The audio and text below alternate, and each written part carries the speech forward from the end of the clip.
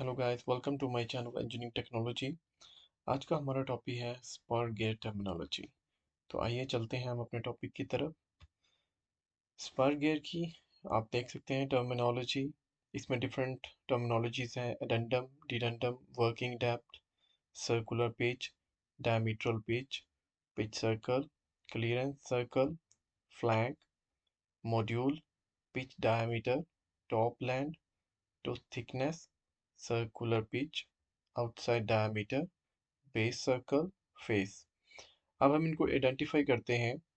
जैसे अगर हम बात करें, जो सर्कुलर पिच है, ये इसको हम पिच सर्कल कहते हैं। ये एडेंडम और डिडेंडम के दरमियान में एक इमेजिनरी सर्कल है। उसके बाद अगर टॉप लैंड की बात करें, तो जो गियर का टॉप है, टॉप सरफेस है, उसको टॉप लैंड कहते हैं। और अगर बॉटम लैंड की बात करें, तो गियर के दरमियान जो स्पेस होती है, वो बेसिकली बॉटम लैंड है। उसके अलावा ये फ्लैंक है। इसी तरीके से ये गियर का फेस है। आगे जब हम बात करते हैं, ये इसकी फेस की विड्थ होगी।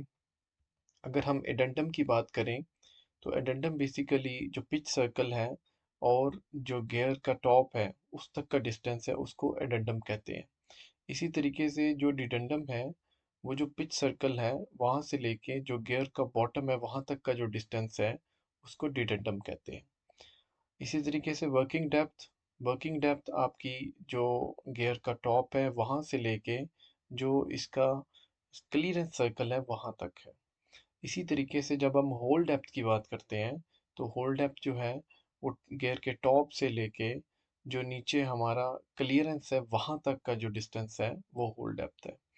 इसी तरीके से अगर हम टूथ की थिकनेस की बात करें, तो कंजक्टिव हम एक ही टीथ के ऊपर एक पॉइंट से लेके अगले पॉइंट तक का जो डिस्टेंस है उसको टूथ थिकनेस कहते हैं।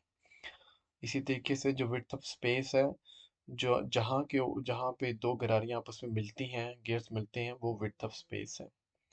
इसी तरीके से डिडेंडम सर्कल है, फिलेट रेडियस है और क्लियरेंस है। क्लियरेंस बेसिकली वर्किंग डेप्थ और होल डेप्थ के दरमियान जो डिस्टेंस है उसको क्लियरेंस कहते हैं।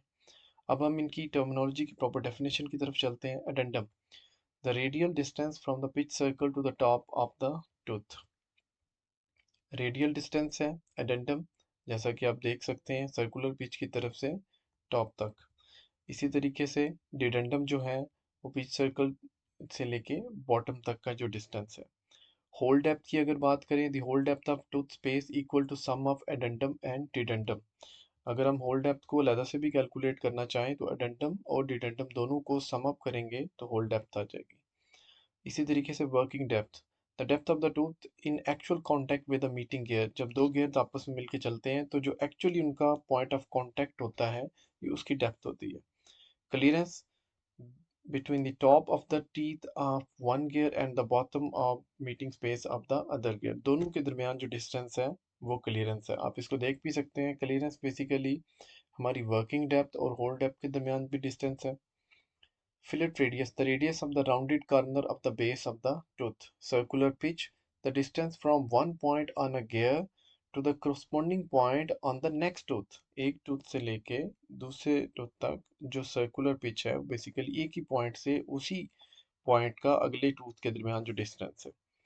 Tooth thickness of gear tooth measured along with pitch circle।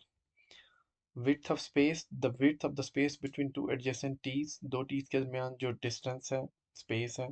Face width: the width of the tooth measured parallel to the gear axis। Top land, जी हम पहले बात कर चुके हैं, जो फ्लैट सरफेस है। बॉटम लैंड जो नीचे वाली सरफेस है। एडेंडम सर्कल जो एडेंडम को टच कर होता है through the top of the gear, चल उसको हम पास कर रहे थे, ये इमेजिनरी सर्कल है।